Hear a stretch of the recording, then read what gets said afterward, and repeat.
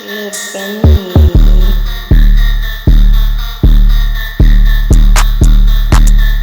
I want a lot of new money, I'm just tryna run up the commas. Been on the ground for a while and I'm underwhelmed. These niggas is basic as shit, I'm hot and I'm lit. Musugu zenza utoti, my niggas siyazi that you do not carry no sticks, carry no blicks. Rap about feelings, you cut out the pic. But rap about bitches and guns, how you came from the slums. And I guess people deem you legit, but I don't do fake, I do what's real to me. The shit is my escape, that's how it feel to me. Everybody tryna test me like I skipped the lecture. I'm a dissector, I'm an overstepper. Gotta watch my temper, I'm a quick offender. I'ma make it, then you niggas gon' remember that I'm him, nigga.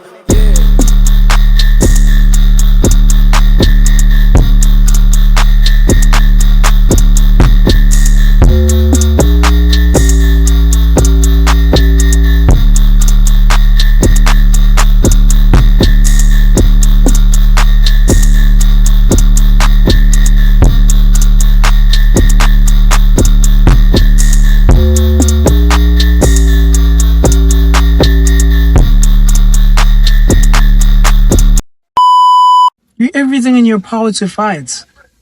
Every single thing in your power to fight, man. There is nothing given to you for free. There's no one that's going to come to help you. There's no one that is going to care about you but yourself. Hi guys, what's up? Welcome to the second episode of Mguni Media. I hope everyone's great and everyone's having a good day. Well, I'd just like to firstly apologize for taking so long to even do this video. The first episode was more of like a vlog because you couldn't see me and it was at night, and I had some people's intake on their perspective of what they felt about it. And yes, I deeply do understand that it wasn't the best. I did say that I just went into it at night, at midnight. I just woken up from a big nap and I just went into it. I didn't think about it. But here I am after my lectures and I'm just here to kill it. I've had a pretty tough few weeks in terms of not even trying to shoot, not even trying to do anything, because I've been trying to remove myself from the stagnant position that I'm in. And I've had a lot with regards to work and a huge workload. It was the Passover weekend, so I was doing a lot of work there, and test week at the same time at my university. But that's not an excuse. Excuses are tools of the incompetent, and that's what my dad always tells me. So let's not make excuses, let's carry on going. So with regards to the second episode, what I'd like to go on about is what I'd like to go on about is the fact that everyone needs money to survive, you know? And sometimes you don't look at it that way. In life, it's either you are spending to create a bigger liability or spending to create a better asset for yourself. So in life, there's only assets, there's only liabilities. Think of it like that. In life, you don't have to be at level 1 and try to compete with people at level 10. You know, stop trying to be at level 1 and competing with people at level 10. It's not your calling. Your time is going to come. If you are driving a Taz, there's no need for you to go to the Gucci store and go try blow as many racks as you can. If you're at level 1, bro, accept the fact that you're at level 1 and look at it and be like, okay, how can I improve? How can I be better? That's the whole point of it. It's for you to grow. God may have put you in level 1 for you to grow. Like, for example, I read the book of Job last year, and Job was a very wealthy and successful man, and he had so many cattle, so many ox, a lot of wives, a lot of children.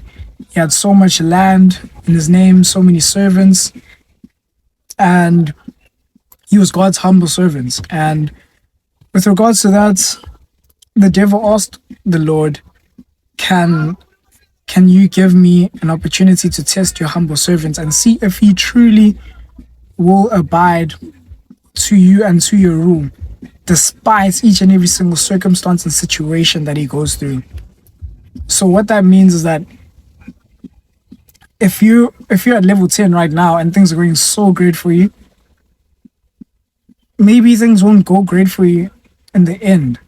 And you have to learn how to push yourself in certain situations to keep you at a better level, and to help you progress. Stop staying in one level, stop being stagnant. And if you're at level 1 trying to go to level 10 and you feel that you are stagnant and that you're right here and you need to be up here, do everything in your power to fight. Every single thing in your power to fight, man. There is nothing given to you for free. There's no one that's going to come to help you. There's no one that is going to care about you but yourself. Like, the whole responsibility is on you. If you're watching this, you're grown. This wouldn't have even come to you if you weren't grown, and you have the best opportunity in your life right now to make something happen. You genuinely do.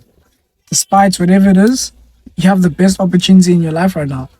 Don't take it for granted. So back to Job. Job had everything that he could have wished for, that he could have wanted from the Lord, and the devil kept on tempting him. And the devil practically killed Job's ox, and he raided Job's land and destroyed Job's land, sorry. And on top of that, he continued to kill Job's children and his wives. So in the end, Job had nothing. He was alone, his servants had left him, and he went to his friends. Now, this is where it all goes about having the right environment. And he went to his friends, and his friends were always telling him, if you believe in the Lord so much, why is he doing such bad things to you? And he was like, I need to continue praising the Lord. No matter what it is, I need to continue praising the Lord. Yes, he had some thoughts about cursing the Lord's name and the day that he was born. And on top of that, his friends kept on telling him to do that. And they were like, I would not believe in this Lord if this was my life. And to the end of the story, Job continued to praise the Lord. Bad things after bad things after bad things after bad things would happen to him. And it was a continuous cycle. Most people would have given up, but he just kept on going. And in the end, everything that Job had lost was returned to him sevenfold. I don't know if I'm being historically accurate. Maybe it could have been tenfold. And I don't know the time period of how long Job had actually suffered for and when he got everything restored to him. So everything that he lost came back sevenfold or either tenfold, but he worked harder. He went from level 10 to ground zero all the way to level 70. And it wasn't just by him doing it himself. No, he believed in the Lord as he needed to progress. So this is also a thing with wealth and riches. You need to have a certain belief in yourself if you're going to make it in life. As I said, no one's going to give it to you. You need to be willing to outwork people at any given moment. Right now, I'm sitting in the car. My lectures are over. Other people are just standing here, listening to music, socializing. I know this is the perfect opportunity for me to record right now. But with regards to wealth, it's the same thing. And it says in Proverbs that the Lord will gladly provide for a person and give you all that you need without sorrows. The Lord will give you wealth without any sorrow added onto it. Nothing added onto it. Imagine getting that big check. You're getting your gross salary with no deductions, no nets. So that's exactly what this is.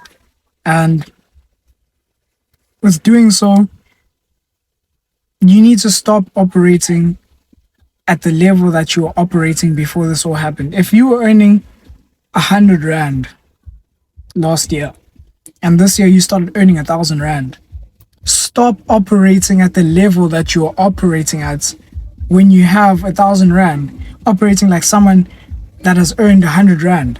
It's not your place. It's your moment to outgrow that place, to outgrow the space. And that's not where you're meant to be. That's not what you're meant to fight for. Because in this life, yes, as much as everything is important, but money is important. I've come to the terms and realization that money is important. Yes, the Lord will give it to us at any given time, whenever we need it.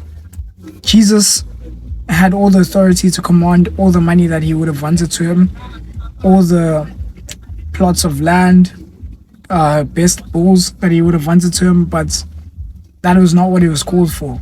But in this day and age, you have to fight. You genuinely have to fight. Some of us right now are competing with people that are already established, and they're not going to give it to you easily. They're not going to give up. They're not going to just say, oh, I apologize, here it is, come and take it. No, that's not how it's going to be. And you need to make sure that you're doing all the right things each and every single day to progress. If you're not progressing, you're failing. You're failing, my friend. If you're not progressing, you're failing. Think of it like this: if you're a parent and you know that you need to pay certain amounts for your kids' school fees by the end of the month, the school won't come up to you and say, oh, I'm so sorry, Mrs. Johnson, that you couldn't pay for your kids' school fees. Don't worry, we'll give you another 3 months to just calm down and relax. No, they'll send you an invoice and be like, you probably have a warning, this is not due, you need to pay this amount of money by this time period. No one is going to come save you. No one's going to help you fight bosses. No one is going to help you go against the grain. It's just you. It's just you, no matter how old you are, no matter what you do in this life. So in order to progress, start actually reading books about wealth. Start actually reading your Bible. And actually start taking better care of your health. Start eating better. Start working out and exercising more. The only thing that you have total and absolute control of is your mind. Your mind is the only thing that you have total and absolute control of. You have no control over the government's say. You have no control over the weather. You have no control of whether your car's going to break down right now. You have no control of whether someone is going to come to you and rob you. The only thing you can purely control are your thoughts. So stop letting your external environments tell you what you're supposed to and not supposed to do. If you think it's the right decision and you pray about it and you've meditated on it, then go for it. Do it. Stop letting yourself down. I don't know who told you to let your dream die. That's the first thing that has been happening ever since I've left high school. It was like my dream was slowly dying. And I prayed about it and it's like, who told you to let your dream die? Carry on. If you've seen it in your visions, if you've seen it in your dream, it's meant to happen. It's just at a later point in time. It's gonna come to you. If you keep on doing what is necessary to do and what you need and the action that you need to take, it's going to happen. So in doing so, I spoke to a business person and I asked them what is the best way to have total control over something. And they said to me, have absolute control and have an unfair advantage over your competitors. You have to be so good that your competitors aren't able to catch up to you. It's either you have your competitor's idea and you've made it way better, or you have your own idea that's unique and is totally better than theirs, that they cannot copy, they cannot change, they cannot manipulate and enrich. That's how good you have to be. And in life, apparently, it's how it is. No one cares. It's you versus you, my friend. If you don't take that seriously, no one will take you seriously. In some things, you have to show that you're determined and committed. Better is the person that shows up repetitively, time after time after time after time, and actually tries, than the person that shows up once in a while or doesn't show up at all. You know? That's just how things are. That's how things need to be. That's how the world was made. And certain people, like, I'll give you an example. Elon Musk. Why do you think that guy is so wealthy and so successful? He doesn't care what other people have to say about him. He knows he's doing whatever is necessary to get to the bag, to get to the paper. He knows. In his heart, he doesn't care what other people have to say. He just does it. He has total authority and total command over himself, over other people, and over markets. He can influence a whole country if he wanted to. He's at that level where he's made himself so competitively good that no one can catch up to him. Yes, he has a few competitors. They're not even close on his level though.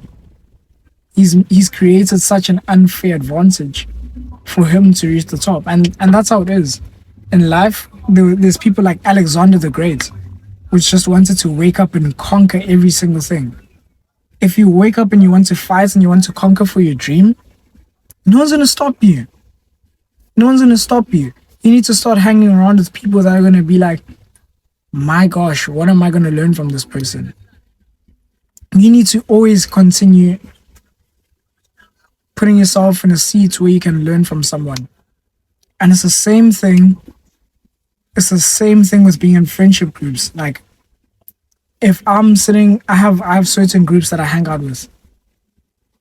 I hang out with some groups that are physically active, some groups that are academically smart, some groups that are better in terms of dressing and lifestyle, and some groups that are just have everything all rounded. And I make sure that I'm not the best person in the group. I'm not the best at anything. So I hang out with people that are way larger than me in size, so I can get big in size. So I want to grow, I want to compete with them. And with terms of lifestyle, I hang out with people that are making more money than me, so I can learn from them and they can teach me what they know already, and I can be better and compete. That's what it is about. Not in a bad way. There's no bad blood. It's all about outdoing yourself. You need to outdo you, the previous version of you, and kill the old you. Shift the paradigm. Put yourself on a whole new level, my friend. And the Lord will make it happen. He is just, and God wouldn't just bring you here to leave you here at the level that you are at. It's all in your power, whether you want to progress or not. And stop blaming the next man for the mistakes that have happened in your life. If something hasn't happened in your life because of friends, family, you can't keep blaming them. You're old now. You're old, my friend. You are old. Take it by the chin. Accept it. Take 20 minutes to forgive and forget. Meditate on forgiveness. And carry on with your life. Carry on with your life. You're not going to live your life saying, oh, that's my cousin. Yeah, my cousin's a famous athlete. Or they're a famous musician. You know, I'm getting into my cousin. No. Get in through yourself. By yourself. You want to make the best opportunity ever and possible for the next generation in your family and in your bloodline. So do what is necessary. Stop slacking. Take this life seriously. No one's going to take it seriously for you. And I feel that is it for today. There's so much more I want to put out, but I'm currently not ready. And in all these things that you do, when you pray and you meditate, ask the Lord to give you wisdom and knowledge for once you've acquired these things, that you know how to multiply them and to retain them, to not lose value and to not leave from the palm of your hands. Soak it all up. It's like resources. Soak up all your resources. Every single thing that you have is a resource. It's up to you if you want to take advantage of it or not. So that is the message for today. And you are the greatest version of yourself. Like it or not, wake up in the morning, look at yourself, and hold yourself accountable. You are the greatest version of yourself. Thank you so much. That is it for this episode. And I'll see you next time on Mgwini Media. Cheers and enjoy your week. I'm going to win. You know, all I do is win, no matter what. Thank you.